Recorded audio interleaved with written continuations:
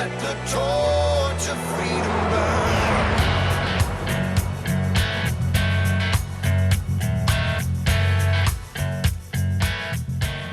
President Thomas Jefferson said, "I know no safe depository of the ultimate powers of the society, but the people themselves. And if we think them not enlightened enough to exercise their control with a wholesome discretion, the remedy is not to take it from them, but to inform their discretion by education. This is the true corrective of abuses of constitutional power." Welcome to WallBuilders Live, the intersection of faith and the culture. Always looking at the big questions of the day from a biblical, historical, and constitutional perspective. And sometimes, what topics do you cover? How do we pick which topics when there's so many things to discuss in this arena? Well, we let you choose today. It's Thursday, so we call that Foundations of Freedom Thursday around here at WallBuilders. Gives you a chance to send in questions.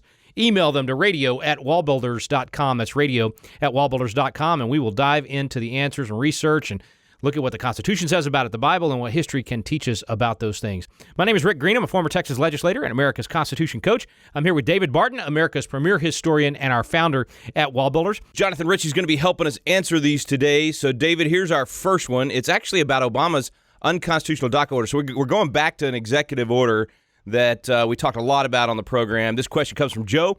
He said, "Dear Rick, I love you, man, but you're too smart." This guy's delusional. He said, "You ask David good questions, but you overlook questions that not so smart people are thinking." As an example, David said that Obama's DACA executive order was unconstitutional. You asked good follow-up questions, but one question I kept thinking was, does anyone have to follow that order? And what should Congress or the people have done? So, hey, actually, let's see, this is from Joe. That's a great question, and I'm going to try to think about those questions I'm missing. But that's so true. So, guys, if a president gives an executive order that's unconstitutional, what do the rest of us do? Well, let's go back for a minute and kind of review what the setup was for this program. So, Rick, going back, we were looking at really executive orders, what makes them constitutional. We were talking about how the Trumps have been particularly constitutional, and then we gave examples of others that were not. And just to kind of put the framework to that again, the office of the president is to execute the laws of the land. He does not make the laws. He does not make the policy. He executes the laws that are out there. So if you look back to the executive order Trump did just a few weeks ago on school prayer, he did not suddenly say, hey, school prayer is legal. Everybody can pray. I don't care what the Supreme Court said. You can all pray. What he did was he went back and said, look, these are the laws that have been passed. These are the decisions of the Supreme Court. And here's 9 different areas where that you can have prayer in schools. Here's how you do it. As the Constitution said, he's taking care to faithfully execute the laws of the land. And that's why I've been so impressed with Trump, because he's not out there with a phone and a pen doing exactly what Obama did. And so the Obama DACA order, which was kind of, they call it the DREAM Act, Obama made a law. He claimed it was a law anyway, by his pen, where he said, here's what's going to happen. All young people that come to the United States as illegal immigrants, here's what we're going to do. We're going to accept them. And he went through and just made policies as if he had taken it through Congress and passed an immigration law. That's an unconstitutional executive order. That is one guy making law for a whole country. And I was talking to a U.S. Senator this morning, and this morning we were talking about a resolution, and I was, I deal with state legislatures a lot. Rick, you were in the state legislature, and I was really kind of unclear how Congress would handle even a resolution. Now, a resolution is not binding. It's kind of like an announcement of something. So in some states, a single legislator can get a resolution passed. Like I've had resolutions passed in state legislatures commending me. Well, you couldn't get that done in the Congress because you have to run it all the way through the House and the Senate and committee hearings and everything else. And so I just wasn't sure how it happened. So if you get an individual legislator who wants to say, all right, Barton's an okay guy, there's no way that's going to go through the U.S. Congress. There's no way the Democrats will agree to that. There's no way they're going to get that in committee hearings. So I was really checking on that. So, Rick, going back to what you just said, what Obama did was, without introducing a bill in the House or the Senate, without going through any committees, without going through any hearings, without facing any opposition party, whether it be a Republican or Democrat, without having to answer to anything, he just wrote out orders that here's the new national policy. So that's what's happened. So Joe's question was, all right, what do you do with stuff like that? Well, I'm going to go back to a quote from John Jay. This is a quote we really like. We teach this a lot in the leadership training program. And I think this gives the answer to what you do with unconstitutional executive orders. Now, it's going to assume a lot that does not exist, but here's the standard. It says this is John Jay, the original Chief Justice of the U.S. Supreme Court, and author of the Federalist Papers. He says, every member of the state ought diligently to read and to study the Constitution of his country, and to teach the rising generation to be free. By knowing their rights, they will sooner perceive when they are violated and be the better prepared to defend and assert them. Now, there's 7 verbs in there. He said, all right, you need to read the Constitution, study the Constitution, teach the Constitution, know your rights, perceive when they're violated, then defend your rights and assert your rights. So those 7 things, that's the answer to DACA. So let me take you through John Jay. So the first thing you would do when you get an unconstitutional order is you have to know that it happens. It's like reading the Constitution. You have to know what's in it. You have to know that the order happened. I'll bet you most Americans never heard that an order came down from Trump on school prayer or from Obama on the DREAM Act, the DACA. Then second, you have to know what it's talking about. So you read and study the Constitution of the country. Third, you got to know what the Constitution says to even know whether it's unconstitutional. Fourth is, once you know this unconstitutional, fifth is you have to defend and assert. So you go through that list that John Jay gave, and as you go down that stuff, you say, okay, I just saw that an executive order was issued. Now, most people don't keep up with that. They cannot tell you what an executive order even is or when the last one was that Trump issued. But once you do it, then you have to read it. And once you read it, you have to analyze it on the basis of not what you want or don't want, but on the basis of what does the Constitution say. Oh, wait a minute. The president just tried to make a law. That's clearly unconstitutional. I don't care what the topic is. Now, if he wants to come in and do something with the military, he is the commander-in-chief. He can do that as long as it doesn't intrude on what Congress's role with the military is. So you have to know that. Then at that point, you have to recognize whether it's constitutional or unconstitutional, and you have to stand and rise and then defend and assert. So that's, I mean, it sounds like maybe it's an oversimplification of the question, but that's what you have to do. It's so similar to so many answers to our questions. It starts with us as citizens. We've got to accept responsibility, not just, complain about what a president's doing or Congress or local authorities, but actually take in the time to study and know, like you said, you got to first know how does the system actually work. It's interesting that that John Jay put it that way, that we have to know it first before we'll even recognize that something is unconstitutional, and then we got to know the proper way to stand up and defend and assert it. So the duty is on us. So what does that look like to properly defend and assert it? Would that be, taking specifically the DACA, would that be trying to go at it through the courts? Like, what would be the governmental response to an unconstitutional executive order? Do you sue, or what happens? How do you actually defend it, though? Today, that's a great question, Jonathan, because today probably we would say, hey, the courts have to settle this. And that would not have been the response in previous ages. In previous generations, Congress would have stood up and said, you just got into our domain. We're defending our domain. The Federalist Paper says every branch has constitutional tools of self-defense. Congress would have shut it down and said, you will not get a single penny of any money to enforce this. You decreed it, but you're just talking in the wind because we're not going to give you a single penny. So, but that all assumes that Congress reads the Constitution and knows the Constitution, and that's a big assumption. Yeah. Then the other thing is the people would have stood up and said, I can't believe the president just did this. Is he crazy? And so the public outcry would have been enough to shout it down. And so if Congress had not stood up, the public outcry would have driven Congress to stand up. Yeah. And so the assumption is knowledge of the Constitution by somebody, the people, the public, and the legislature. And that's the way you could have stopped this thing and shut it down. So for people like Joe, the appropriate defense would be, one, to tell your friends about it, tell people about it, and then two, get in contact with your representative and try to spur them into action. But, I would go even further, Jonathan. I'd say it's not just tell your friends about it. You're going to have to teach your friends about it. Yeah. Because they won't have a clue why that is constitutional or unconstitutional. You need to treat everyone on your social media as if they don't have a clue what you're talking about. You need to do just a line or two of instruction. Now, the reason this is unconstitutional is the president cannot make policy. He only executes the laws that are passed. So you need to teach little simple principles along the way. And, man, if every American who knew this was wrong were to get on their social media and say, hey, this is wrong, and by the way, here's why it's wrong, you know what? Here's what we need to do. And if you take people by the hand and lead them through, you can educate them really quickly. Don't assume they're dummies, but just assume they're uninformed, and just give them a little bit of simple information. And, man, consider yourself a teacher, because where we are in America today, you can't assume that anybody knows what you know. You're going to have to kind of teach what you know to others, and that's discipleship. I am pretty smart, so. yeah, you got a lot you can teach. Well, and the thing is, there's so many different angles that can be taken, because that defending and asserting sometimes is through our local authorities. So when the attorney generals, when you have a good attorney general, that is going to defend the Constitution. Yeah. They'll band together, and in this case, they did that and sue the federal government to stop it. So it's kind of, you want to fire every bullet you got in the gun, right? You take the legal route in terms of the lawsuits, but you also stand up and get your public officials that are in the Congress to stand up. I mean, all these different areas. But again, it begins with our own education and like you said, David, telling your friends, but also educating them. Good reason to host a Constitution class or get a Sunday school class that's going. Go through our Foundations of Freedom, not just Thursdays, but go through the actual television program that we did, where step by step, week after week, you can be teaching those principles to the people in your Sunday school class or in your living room. Lots of ways to get educated and actually put this stuff in motion. Hey, guys, overdue for a break. We're going to take a quick break. We've got lots more questions to get to. Stay with us, folks. You're listening to WallBuilders Live. Abraham Lincoln said, "We the people are the rightful masters of both Congress and the courts, not to overthrow the Constitution, but to overthrow the men who pervert the Constitution."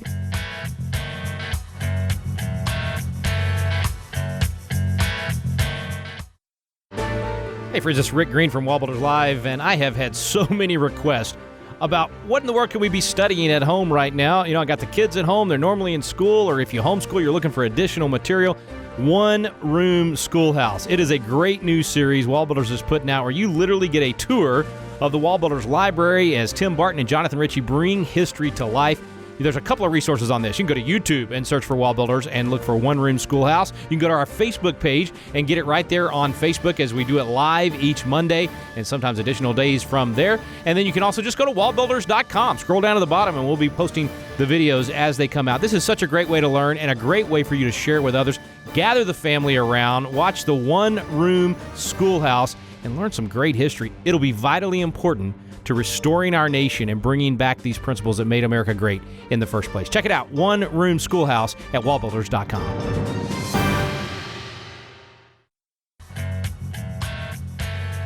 Thomas Jefferson said, "The Constitution of most of our states and of the United States assert that all power is inherent in the people, that they may exercise it by themselves, that it is their right and duty to be at all times armed, that they are entitled to freedom of person, freedom of religion, freedom of property, and freedom of press."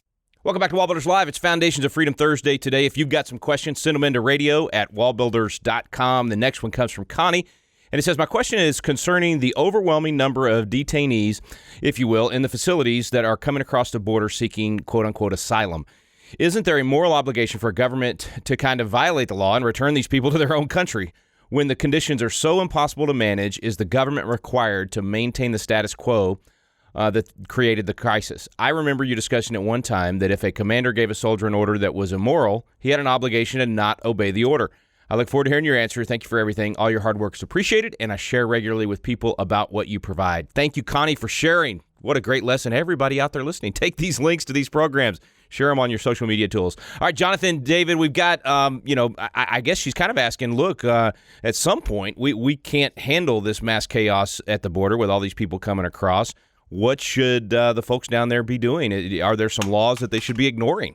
Well, it's really not laws they should be ignoring. They're laws that should be enforced. If they were enforcing that, we wouldn't have all this asylum stuff going on at the border. Because what's happened over previous years, this stuff is really pretty clearly laid out. And through unconstitutional actions such as Obama, just let everybody come across that wants to, you've sent a message to the world that our borders are wide open. And now that you start trying to enforce again, you get this clog up that's going. And so we've seen actually in the last month or so, two pretty significant decisions come out of the Supreme Court that is limiting the way that the immigration laws have been interpreted to be so broad. Obama's interpretation, in other words. They're coming back to saying, and by the way, one from just a couple of weeks ago, the Supreme Court actually said, and this was in Kansas, the states have a role in enforcing immigration laws. And the states have a responsibility to uphold laws that the federal government's not upholding. Now, that's radical stuff. We haven't seen that in a number of years, which means Texas can do some things because Kansas was trying to do things with illegals in their own state. And since the feds were not shutting the border down, since everybody was coming in that wanted to, and you've got the California kind of sanctuary state kind of mentality, there was really nothing to help it. So it's really not so much that you would have to disobey laws. It's that you start obeying the laws that are on the books. We have some decent immigration laws. Now, we've created problems by ignoring those laws that we now probably will have to pass more laws to deal with how do you deal with 20 million illegals in the country. You can't just say, well, enforce the law. Well, no, they're here, and you got to do something with that. So, the book we did called This Precarious Moment, there's one of the 6 sections is on immigration, and it includes the kind of legislative proposals that you could actually do something with. So instead of having a green card, you would have a yellow card. It says, I've been here illegally, but I want to come above board now. I don't want to be illegal anymore. I want to be part of the system.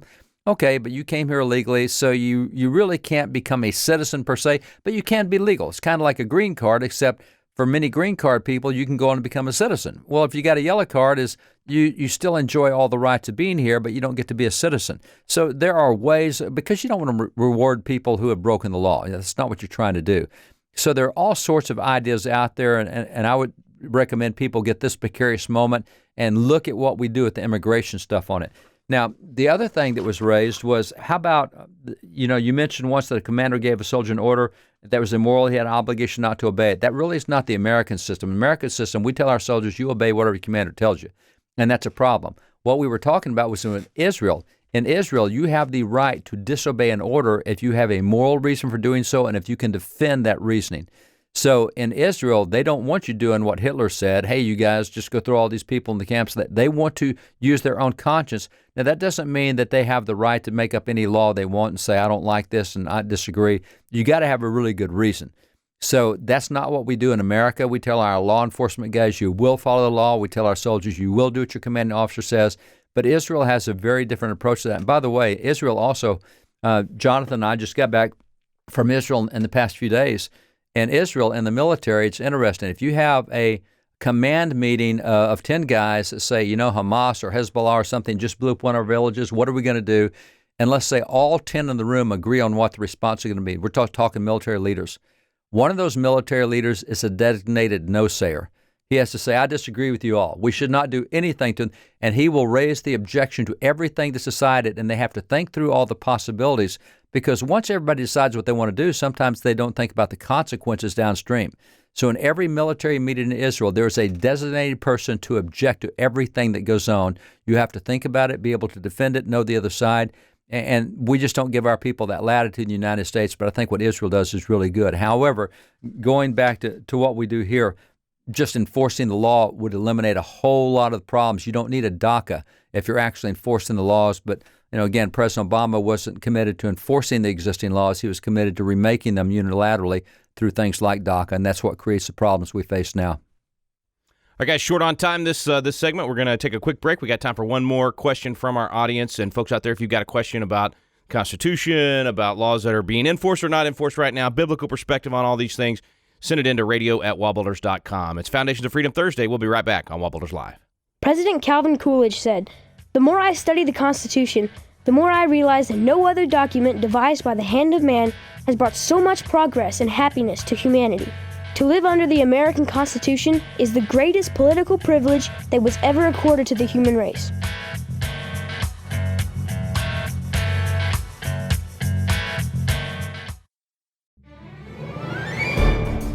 Hi, this is David Barton. I want to let you know about a brand new book we have out called This Precarious Moment: 6 Urgent Steps That Will Save You, Your Family, and Our Country.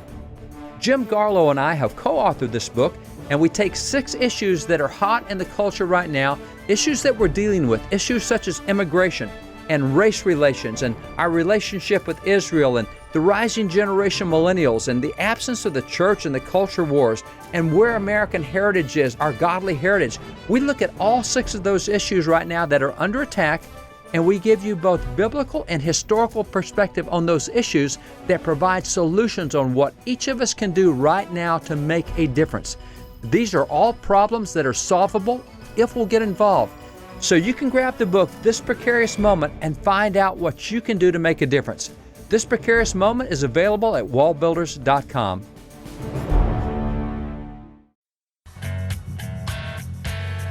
Thomas Jefferson said, "In questions of power, then let no more be heard of confidence in man, but bind him down for mischief by the chains of the Constitution." We're back here on WallBuilders Live. Thanks for staying with us on this Foundations of Freedom Thursday. Last question of the day comes from Zoe. It says, "Hey, WallBuilders, I first want to say how much I love what you guys do. I started listening to your show this summer, and I really enjoy how easy it is to be able to learn and get insight on history and current events. My question is about how people regard the Constitution as a living document. Obviously, this is a progressive viewpoint, specifically tailored today as a way to be able to change the Constitution to fit what they want, like restrictions on types of speech or the abolition of guns. I've always considered the Constitution as sort of a set-in-stone document, open to amendments, yes, but a brilliant, still document. Many of the people my age who actually do care about politics, I'm 19, don't see it that way. My question is, what kind of argument or evidence could I present to show that the Constitution should be taken as it is originally, or is a living Constitution just an ideology any progressive is going to automatically take? All right, guys, that question's from Zoe. And by the way, Zoe, 19, and you're asking these kind of questions and thinking like this, you belong at Patriot Academy and at the Leadership Training Program. So your summer's booked. That's it. Get online right now. Go to WallBuilders.com. Get signed up for the Leadership Training Program. Go to PatriotAcademy.com. Pick one of our Patriot Academies across the country, and we'll see you there. I love this. 19-year-old asking this question, guys. Go ahead. It's awesome. Yeah, so Zoe, you get it exactly right that the living Constitution idea is absolutely one of those progressive takes. To my knowledge, it really started developing in the early 1900s, right? You get the Woodrow Wilson era where you start having these Oliver Wendell Holmes type guys who start taking... And Oliver Wendell Holmes is a justice on the U.S. Supreme Court. Yeah, his father was a poet. Not related to Sherlock Holmes. Totally different guy, but starts taking the Constitution and being like, well, you know, it's been so long since the Founding Fathers lived. We need to update this, modernize this. And that comes from a totally distorted perspective of thinking that principles somehow change over time, right? Technology changes, but principles don't change. And you can go back, and I would recommend getting our book, Original Intent. It's absolutely great and addresses this specific issue of what is the original intent of the Constitution and how do we find that? Is that a valuable position to find? And, you know, spoiler alert, it really is. And so that would be my suggestion. Get that book. It's got hundreds of footnotes going back to the Founding Fathers, early legal cases, because the idea of constitutional originalism is definitely the one that would be considered the quote-unquote orthodox position. And if you want to think like George Washington, if you want to maintain the American institutions as they were, originalism is the way to go. Right, we also have, ironically titled, Constitution Alive. Yep. Which, right, it's not a living document, but, you know. Yeah, it sounds like a living document. Jonathan, you're right, because this is the other thing. This is the only way you get stability in a society of 330 million people. If you can decide what every law means for yourself, then how do you enforce any law? You have to have a standard that means something universal across the board, and this is why absolute truth matters. It's why constitutional intent matters. It's why original intent matters. And by the way, you talked about progressive back to Woodrow Wilson, et cetera.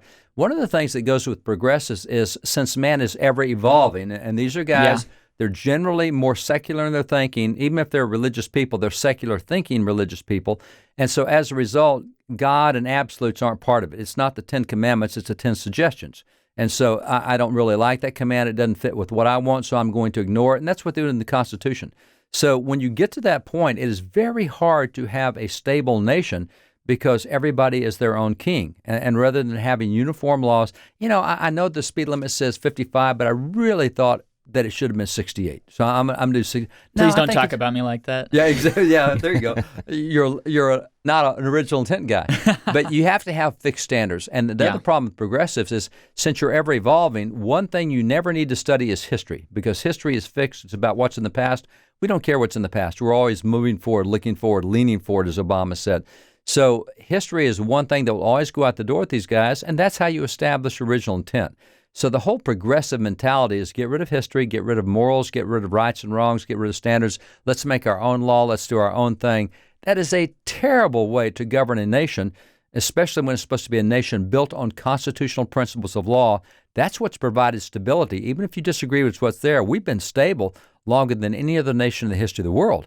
And the more we get away from those standards, the less stable we become. So if you like not having revolutions every 17, 18, 20 years like other nations, then you got to have some fixed standards that everybody agrees on. And one thing I think for Zoe, your fellow Gen Zers out there, I think would appeal to them in explaining this is, look, if you have this quote-unquote living, breathing Constitution, what that means is that just 5 unelected, unaccountable lawyers in Washington, D.C., meaning 5 of the 9 Supreme Court justices, get to make law for the whole country, because the whole reason they came up with this idea was so that they could make it wax in their hands. They could change the Constitution as they wish instead of what the people wish. If you, on the other hand, have what you described as set in stone, but it is, like the title of our Constitution class, alive, meaning that original language is still alive today, meaning that document is real today and it applies today and it works today, then to change it, you've got to have the whole country on board, and you've got to go through that amendment process in Article 5. So a living, breathing document means it's wax in the hands of just a handful of people that get to make law for America under that system. Whereas if you go back to that original intent of the Constitution, then it's stable, as David was saying. Learn more about all of this in our Constitution Alive class. It's a complete walk through the entire Constitution. We have multiple options available to you. You can take the 6-week course that's a little shorter and get you through those basics and really understand the basics of our freedoms and where they're found in the Constitution. And then you can take the 10-week course, and that's about twice as long in terms of videos and even more material, but dives into even deeper topics of the Constitution and how to secure those freedoms individually. Either way, if you would like to do that course, it's available at constitutioncoach.com.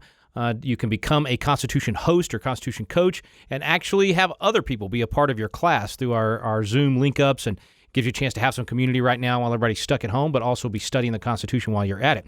You can order the DVD set for your own personal library right there at wallbuilders.com. Just look up Constitution Alive, and you can also get workbooks there as well for the classes that you're hosting. Hope you'll check that out and enjoy that good learning while you're stuck at home right now during all of these quarantines. Thanks for listening so much. You've been listening to WallBuilders Live. Samuel Adams said, "The liberties of our country and the freedom of our civil constitution are worth defending against all hazards, and it is our duty to defend them against all attacks." We stand under